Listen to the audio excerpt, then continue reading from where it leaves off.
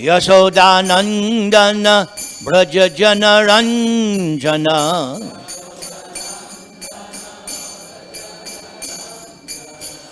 Jamuna Tira Vanachari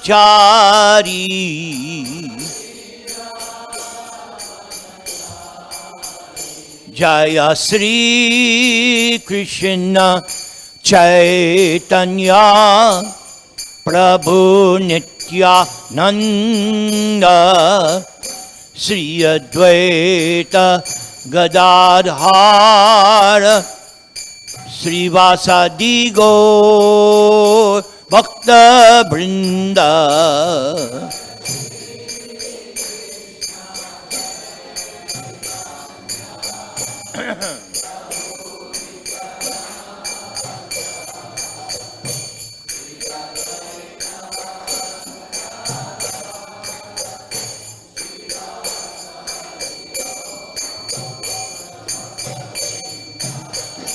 Hare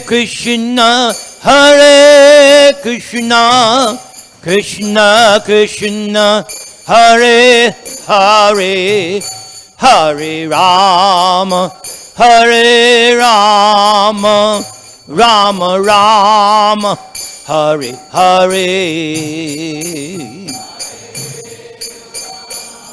Hare Krishna, Krishna Krishna, Hare Hare, Hare Rama, Hare Rama, Rama Rama, Hare Hare.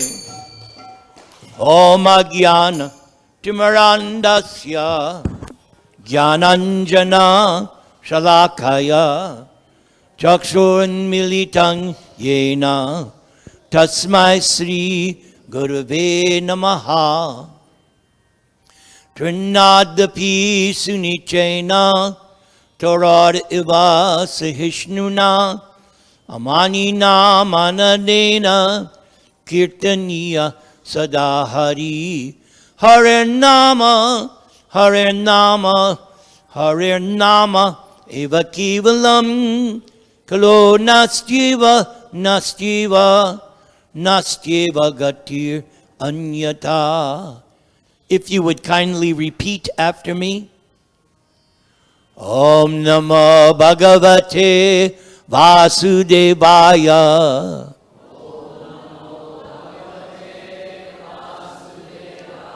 Om Namo Bhagavate Vasudevaya.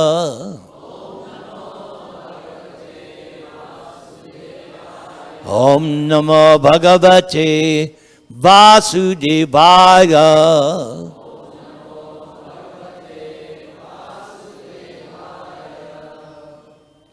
My name is Nirantara Das. I was introduced to Krishna consciousness in July of 1972. I joined the temple in Brooklyn in July of 1973. I was initiated by Srila Prabhupada in April of 1974 and got my second or Brahminical initiation from Prabhupada in Vrindavan in September of 1975. And recently, I can say, for the past several weeks, I've been reminded in so many ways about this prayer that I just chanted, that I was born in the darkness of ignorance, but my spiritual master opened my eyes with the torchlight of knowledge. Prabhupada emphasized reading his books. He did not want cheap disciples. He wanted his disciples to be philosophically sound. In fact, he once told one of his servants that you should know my books like the lawyer knows the law books. So I, in particular, am very fond of reading Prabhupada's books. It was my initial attraction just reading his first little pamphlet, I was convinced, here is my spiritual master. And he emphasized that these books be distributed. Of course, there's the famous story. I believe it was here in Los Angeles, sometime in 1976. The devotee that was in charge of the BBT book trust, they had just published a new volume of Srimad Bhagavatam.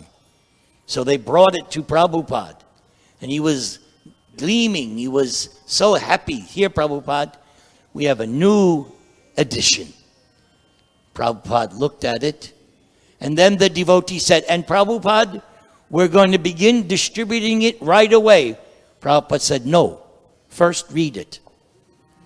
So, these books, he wants his disciples, grand disciples, and great-grand disciples to study his books. So I tried to do that. I don't like reading anything else, but I like reading Prabhupada's books. So today, I would like to do two things with your permission. I would like to, first of all, glorify Ganga. Today is known as Ganga Puja. And of course, coming down to the real world, today is Father's Day. So I'll close a little bit with Father's Day. All in favor say, Haribo. Haribo. From that, I can tell I've got you. So you get your bells. By the way, I am instructed by my GBC to carry this wherever I go. So that's why I do it. I've been instructed. So let's begin glorifying Ganga, or as we say in America, the Ganges. But in Sanskrit we say Ganga. I think in Hindi you say same thing, right? Ganga. So we have this line in the 10th chapter of Bhagavad Gita. 10th chapter is known as Vibhuti Yoga. Krishna's opulences, how he is manifest his specific opulences in the material world. So he says, everybody repeat, Shrotasam. Come on. Shrotasam. Yes, it's called Jeev Jago. Asmi. Jhanavi. Please repeat. Of flowing rivers. I am the Ganga. Now, why she is also known as Jhanavi, because at one time there was this great powerful rishi, Janu. And I don't know the specifics, but he swallowed the Ganges. And I think it came out of his ear. So because of that, she's known as Jhanavi. Everybody say? Jhanavi. Everybody? Jhanavi. Yes, in my class, nobody falls asleep. And we have spot quizzes at any time. So be prepared. So I've selected some nice verses from the Bhagavatam to give us some understanding of Ganga and the importance. So here we have in the first canto, the sages of Naimisharanya, headed by Shaunaka, speaking to their guru, Sutta. Yatpada Sangsraya Sutta Munaya Prashamanaya Sadya Punanti Upasvishta Swardhuni Apu Nasevaya. O Sutta, those great sages who have completely taken shelter of the lotus feet of the Lord can at once sanctify those who come in touch with them, whereas the waters of the Ganga can sanctify only after prolonged use. So, I agree. The only way I know about Krishna consciousness is I came in contact with somebody who has taken shelter of the lotus feet of the Lord, Srila Prabhupada. Srila Prabhupada ki. Yes.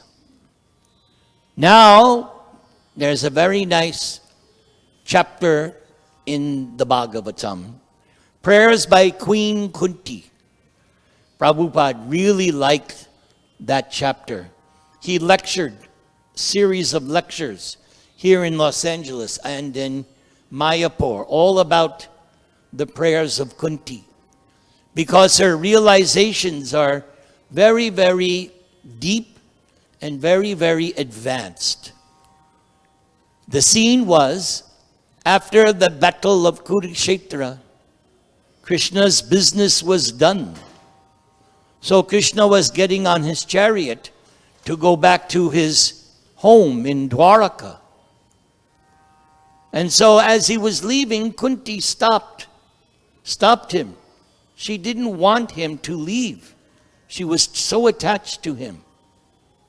So she offered many prayers.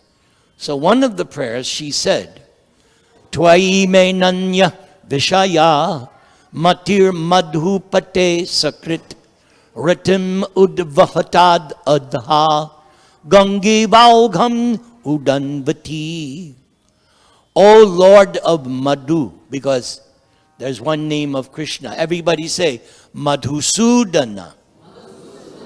So there was a demon, Madhu. Him and another demon, Kaitab. They attacked Lord Brahma at the time of creation. So Krishna protected Lord Brahma by appearing in the form of, everybody say, Hayagriva. The head of a horse and the body of a human, but God.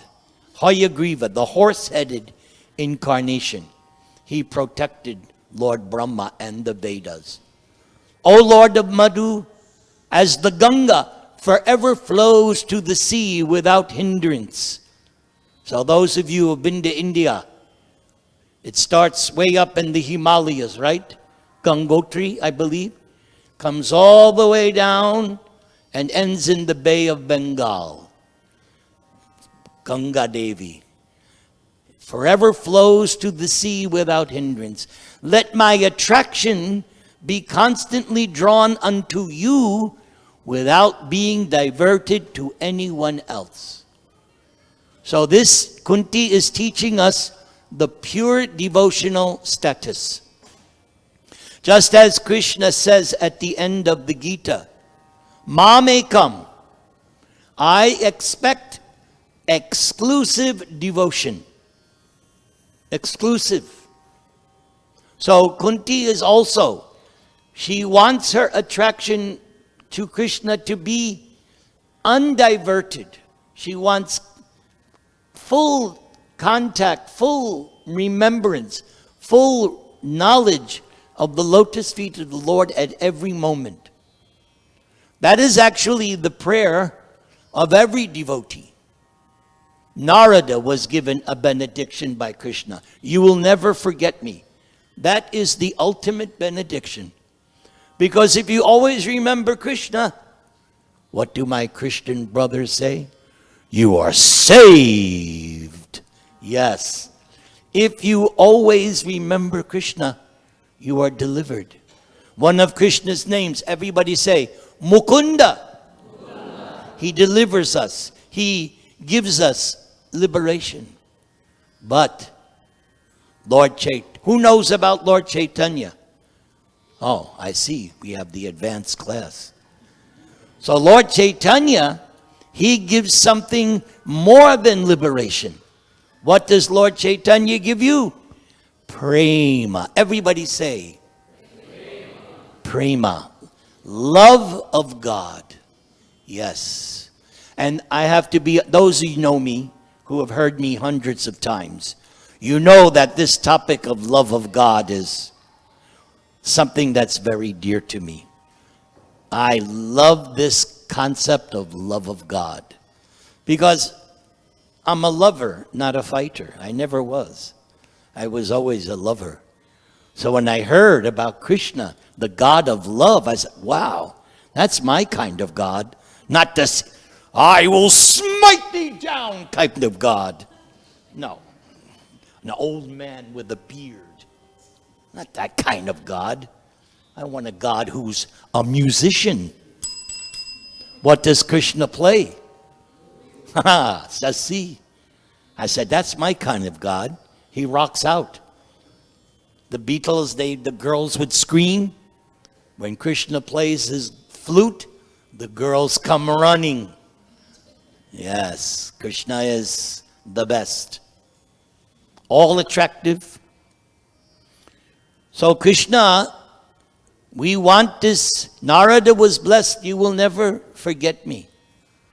That's why we are constantly chanting Hare Krishna, Hare Krishna, Krishna Krishna, Hare Hare, Hare Rama, Hare Rama, Rama. We're practicing to always remember Krishna. You know, I love to tell the story. You can tell how advanced you are. Here's the test.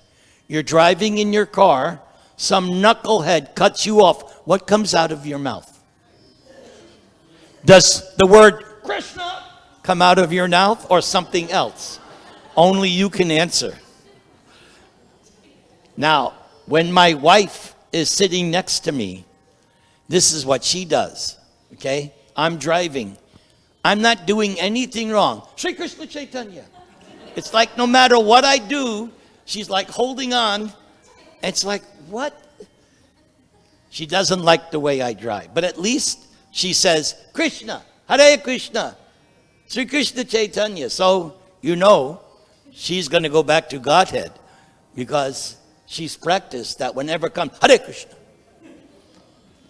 You know, I'll tell you a funny story. See, you see, I have these porcelain teeth because my wife warned me, you don't go to the dentist. Someday you're going to talk like this. And sure enough, her prediction came true. In 2009, they all had to come out. And I gave class here with no teeth for a couple of months. And I was amazed because somebody sat in the back and after class said, you don't have any teeth? I go, yeah, but I could understand you. Then I knew, Krishna, you are the ability in man. So in 2010, I got these. And I got them done in Panama. Nice, good quality. But in Torrance, it was going to cost me $100,000. He only charged me $25,000. That was, again, Krishna's arrangement. $25,000, not 25.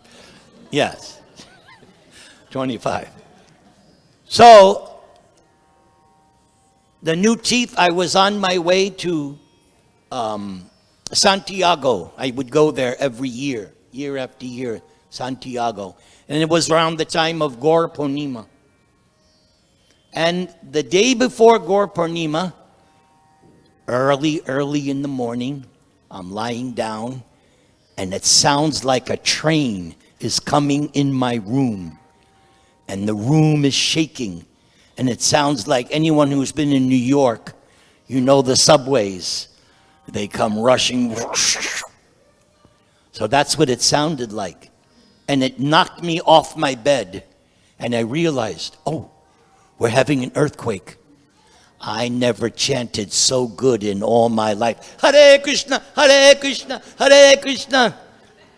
I had my back against the door. I must have chanted for 12 minutes.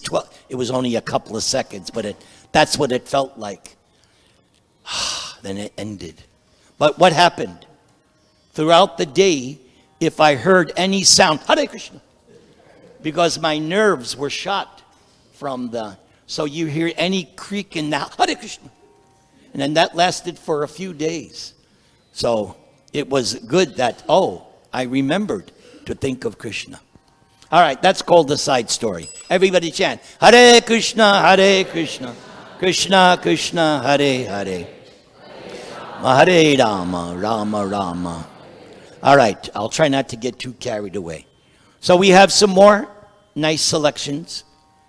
Yavaila Satstri Tulasi Vimrisha Krishnangri Renu Abhyudik Kambunetre Punati Lokan Ubayatra Seshan Kastang Naseveta Marishyamanaha. The river Ganga, by which King Parikshit sat to fast, carries the most auspicious water, which is mixed with the dust of the lotus feet of the Lord and tulsi leaves. Therefore, this water sanctifies the three worlds inside and out, and even sanctifies Lord Shiva and other demigods. Consequently, everyone who is destined to die must take shelter of this river. So many times when devotees or people we know, they have their funeral ceremonies, we'll bring some Ganga Jal and put on either the tongue or on the head, because that is what you do. It's a blessing. I myself, in my car, I carry a spray bottle of Ganga Jal. So whenever there's anything, I'm blessed. Another side story. I got to stop that. We got too much important work to do. Hare Krishna, Krishna Krishna, Hare Hare, Hare Rama, Hare Rama. So now we go to the incident where the four Kumaras cursed Jai Vijay, the gatekeepers. And when that happened, Lord Vishnu came on the scene and apologized to the four Kumaras because Jai Vijay checked the four Kumaras from entering the final gate of Vaikuntha, 7 gates. And so the four Kumaras cursed Jai Vijay, and Lord Vishnu said, yes, you did, it's all right, it's approved by me. So in speaking to the four Kumaras, Lord Vishnu said this: I am the master of my unobstructed internal energy, and the water of the Ganga is the remnant left after my feet are washed. So here in this temple, every morning they bathe the deities. And that bathing of the deities, that's Ganga or Charanamrita. And devotees, they drink that 3 sips, and you're blessed, because the water that has washed the feet, that is Ganga. That water sanctifies the 3 worlds, along with Lord Shiva, who bears it on his head. So now listen to what Vishnu is saying. If I can take the dust of the feet of my devotee on my head, who will refuse to do the same? So Lord Vishnu teaches by his example that even Lord Vishnu takes the dust of the feet of the devotees. I would tell a story, but I'm not going to do it. Otherwise, the class will go on for 2 hours. And I know you're like me. Come 1:30, we want to eat, right? Yes.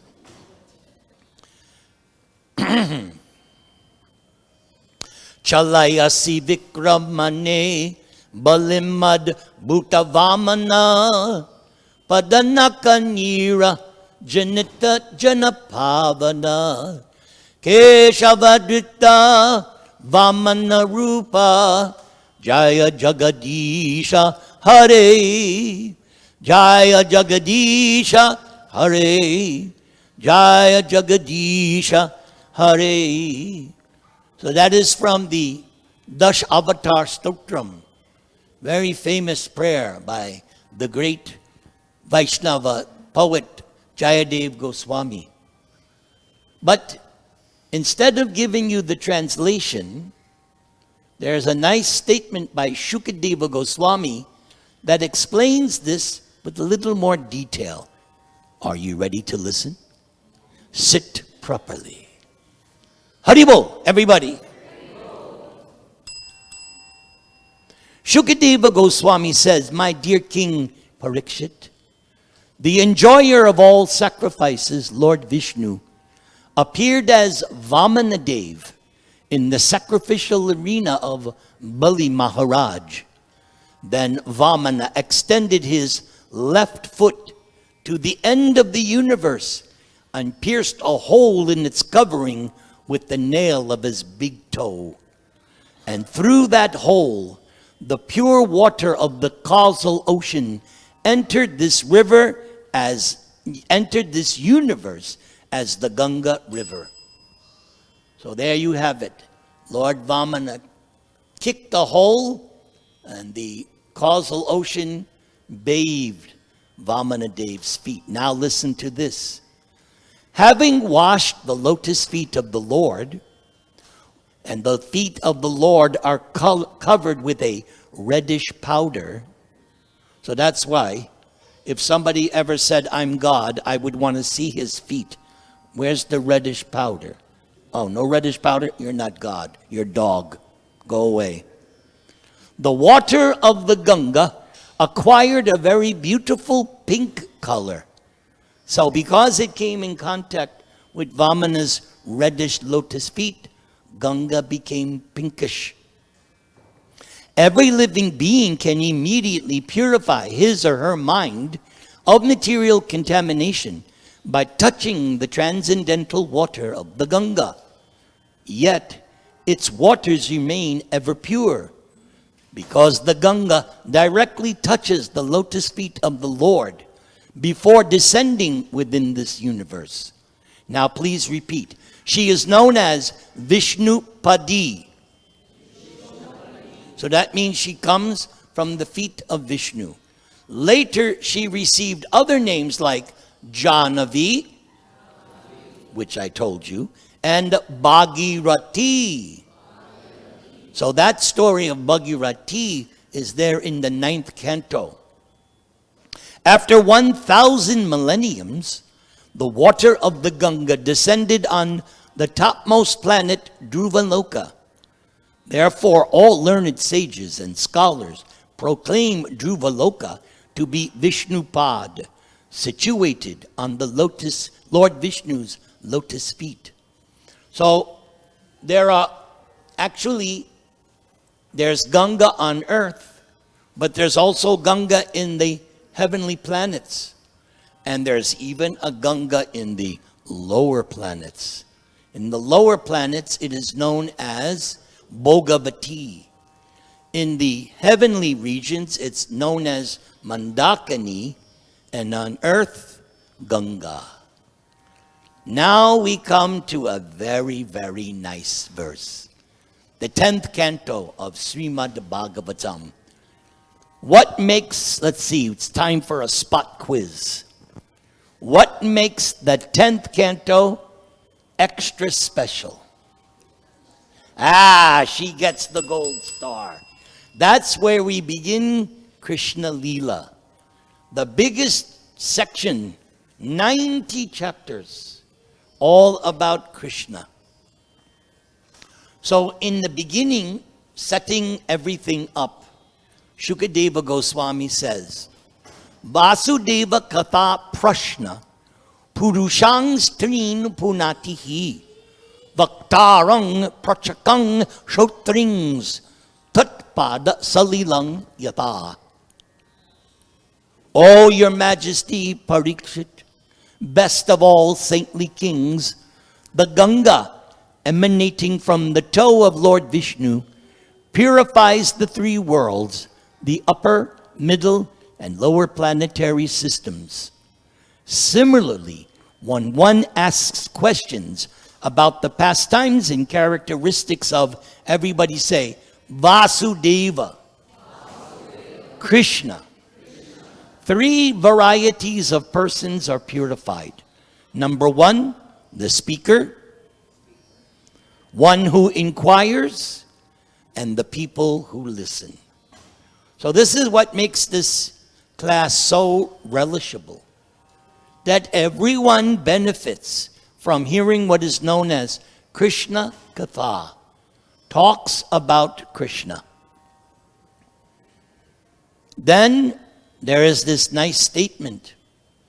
There is this one scene where Narada goes to see Krishna in Dwarka.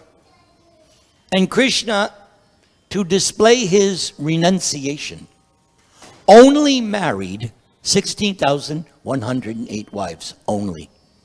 That was renunciation. Prabhu, why you say like that? I don't even have one wife. And Krishna had 6, yes. Krishna is Ananta, everybody say. He's unlimited. So why can't he have unlimited wives? But he does. But in Dwaraka, he just wanted to show some renunciation. Only 16,108. Tiny fraction. So Narada went to visit Krishna. And Krishna decided to show Narada something very special. Because Narada has all the mystic powers. So Krishna showing Narada some mystic powers would not impress Narada because he has mystic powers. So Narada first went to, who is Krishna's first queen? Rukmini, very good. She is the first. So Narada went there, and Krishna was on the bed, and Rukmini was standing. And Narada paid his obeisances.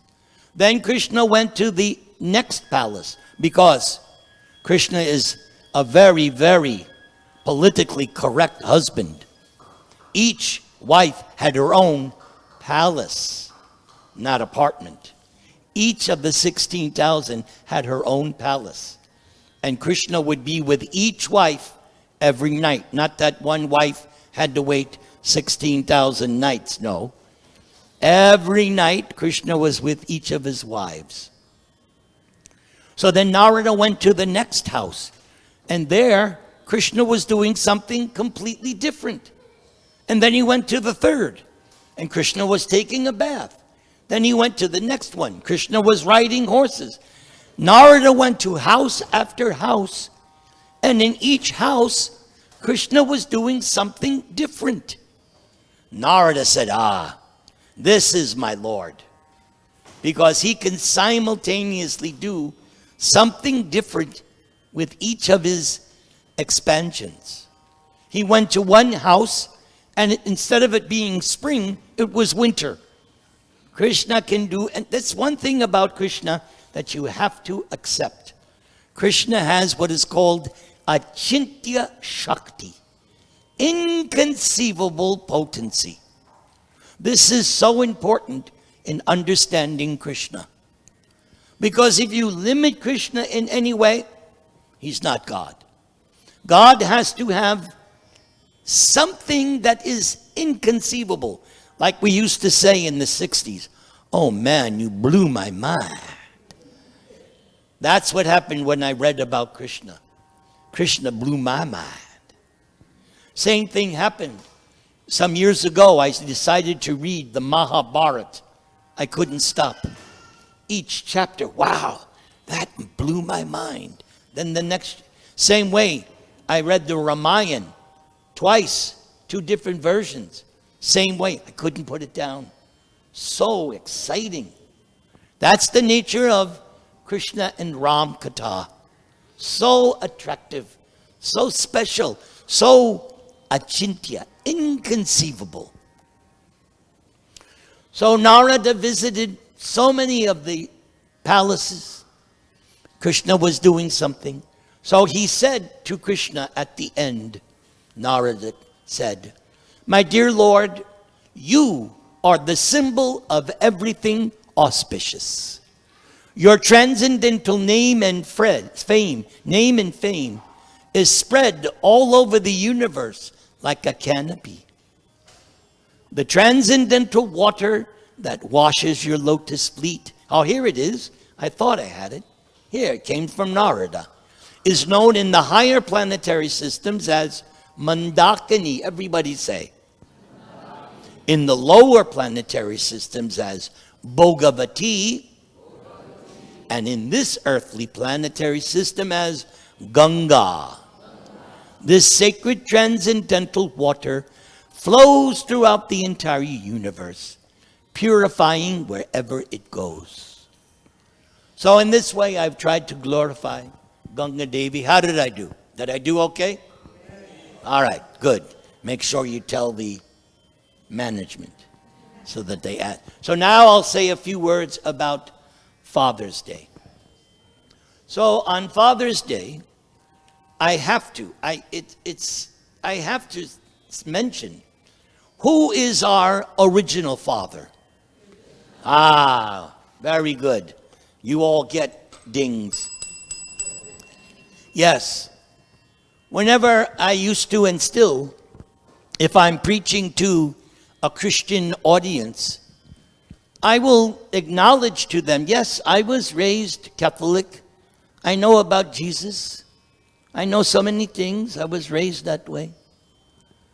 And so I ask them, I say, Jesus said that I and the Father are one. So who is that Father? But they don't have an answer. They just, it's just the Father. You don't even know the Father's name? I always found that funny. Why don't they mention the Father's name? But then when I came to Gita, there it is. Krishna says, I am the seed-giving Father of all living entities. I love it. Aham bija pradapita. Krishna is our Father. I love that. So I also say to my Christian brethren that Jesus said when he was asked, what is the greatest commandment? He didn't say the second amendment. No. So Jesus said, love God with your whole heart, your whole mind, your whole soul. And the second part, which nowadays a lot of people have forgotten, love my neighbor as myself. Oh no, that doesn't work nowadays. But we'll accept the first part. No, I don't agree. So then I pose the question, so who is that God Jesus is referring to? Because he doesn't say love me, he says love God. So then I tell them, that God is? There you go. Excellent. They accept, they don't accept, that's not my concern. I have to speak the truth. I have to speak what Prabhupada wants me to speak. I can't do my own thing. So Krishna is everyone's father. Now, we have a few minutes, I believe. Yes. I won't go past 1:30. Okay? Don't worry. I'm not like others who will go to 2. No, I'll keep on time. So now, from another angle of vision, it could be said that our Father is Lord Shiva. Because when we are sleeping within the body of Mahavishnu, and when it's time for us to once again pick up from where we left off, because that's what happens.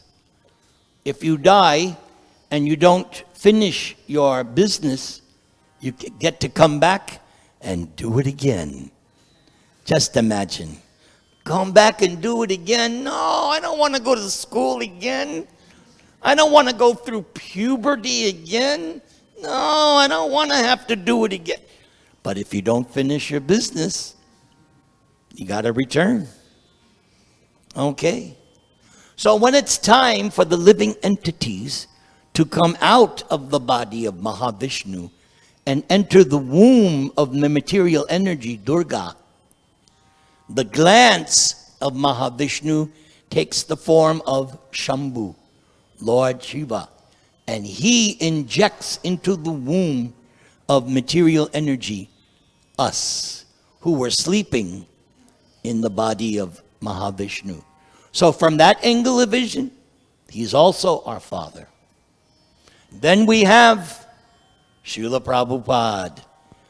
He's the father of everyone who's part of this movement. By entering this temple, sorry to say, you signify that you're part of this movement. I hope you're okay with that. But, yes. So we are all under the shelter of Srila Prabhupada. The only reason this temple or any temple is still surviving is because somehow or other they did not disobey Prabhupada's instructions. Prabhupada warned us. He said, practically, he didn't use these words, but I explain it. It's like you give your teenage son or daughter the keys to the car at some point, and you hope that your son and daughter comes back without wrecking the car. So Prabhupada gave this movement to his disciples, and we have tried. There have been a few mishaps along the way, but we're still on the highway. We're still rolling. We're still cruising down the highway of life. Only because we have a special GPS. Srila Prabhupada's books, Srila Prabhupada's words, Srila Prabhupada's example. So if we just stick, now, I've mentioned this many times over the years. Soon, I don't know how long, I have a year, maybe 5 years, 10 years, but at some point, you won't see me no more. Some of you are thinking, thank God, had enough of this guy. Just ask my wife, she'll tell you. So, at some point, one of you has to be here. Now the question is, will you change it or will you become an exponent? That is the test. Will you change or will you be an exponent? Will you be a representative? That's the challenge. So I wish you well. May Krishna bless you and protect you. And in the words of one Sudra Acharya, and that's all I got to say about that, Hare Krishna. Class is dismissed. All glories to Srila Prabhupada.